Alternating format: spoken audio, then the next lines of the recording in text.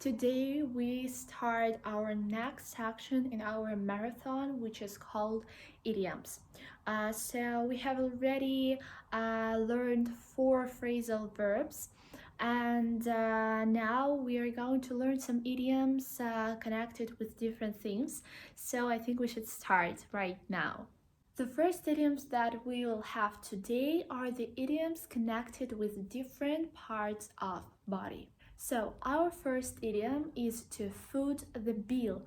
To foot the bill means to be responsible for paying for something.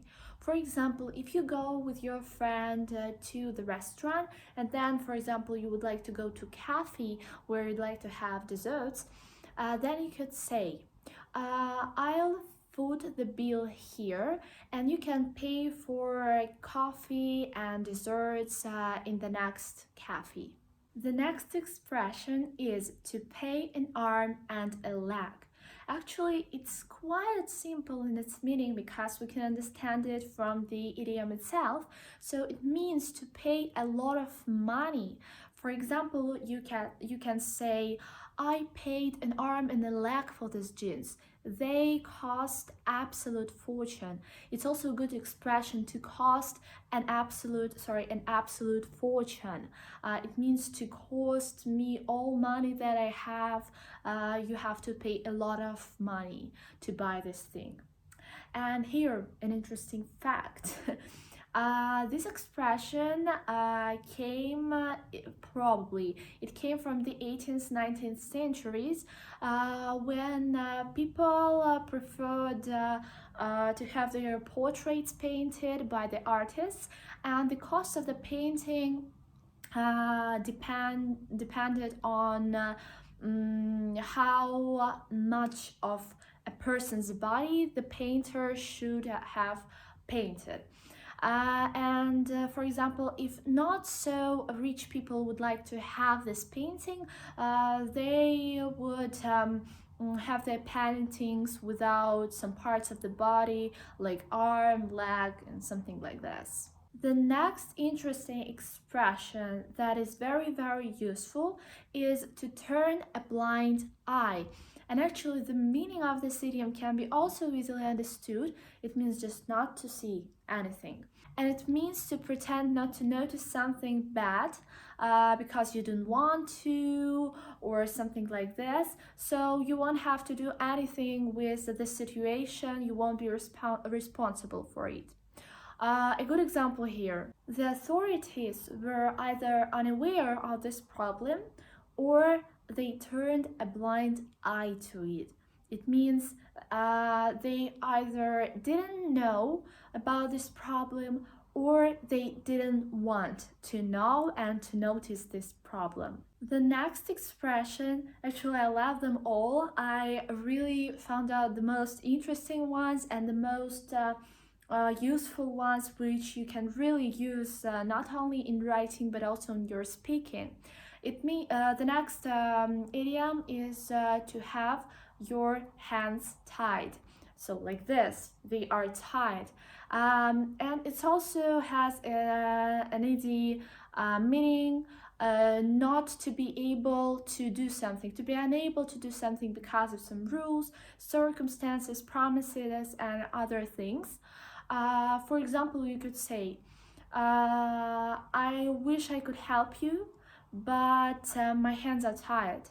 It means I really want to help you, but I can't because of some circumstances. The next idiom with a part of the body is get or have, called fit. It means to become nervous suddenly about something that you have planned to do. For example, we can say, he was going to ask her about her hobbies, but he got cold feet and said nothing.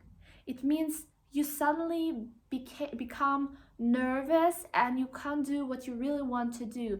I think this situation is familiar to everyone, and we all have such situations or had such situations.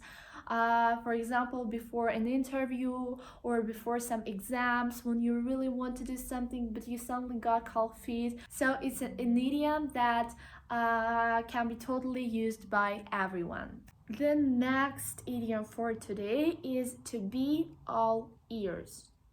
It's also easy, I think. Just imagine a person with all ears. And what do you think about him? That he's very attentive, that he is going to listen to you attentively, and that he really wants to hear something from you. This is the meaning of this idiom. For example, imagine this dialogue. Do you know what he said? Go on, I'm all ears. I listen to you very carefully. The next idiom is to let your hair down. It means to relax, to have fun, a really good expression.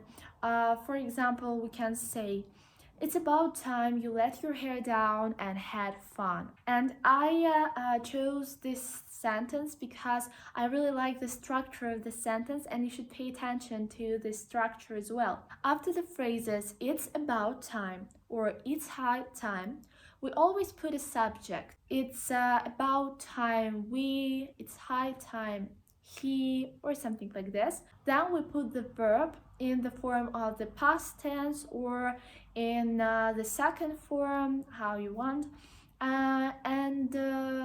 For example, we can say it's high time we went. It means we should go now. Or like this, a sentence, it's about time you let your hair down and had fun. It means you should do it right now. Just pay attention to this structure and use it in your writing. It really makes you much cleverer. It really shows that you know the language, that you know different structures and you can use them. So again, it's high time or it's about time. Then we have subject. Then we have the verb in the second form. It means you should do it right now. We should do it right now. He should do it right now. Okay? Remember, it's a great expression. And the last expression, the last idiom for today is to get something off your chest. It means to tell somebody about your problems. For example, he shouldn't keep his problems bottled up like this. It would be better if he got it off his chest. So a person has some problems and he doesn't tell other people about them. So it's better if he got it off his chest. And here we have a very useful and I think a great expression, bottled up, or just to bottle up. It means not to show other people that you're unhappy, that you have some problems, and keep it all in yourself. I think it's a great expression for some stories, for some letters, of course, informal again, because as I've told you about phrasal verbs, the same thing is happening with idioms. We cannot use them in formal writing because it will be a mistake. We can use them only in informal writing. So that's all for this video. I hope you liked it, and I will see you in the next video, also dedicated to idioms. Thank you for watching this video. Bye!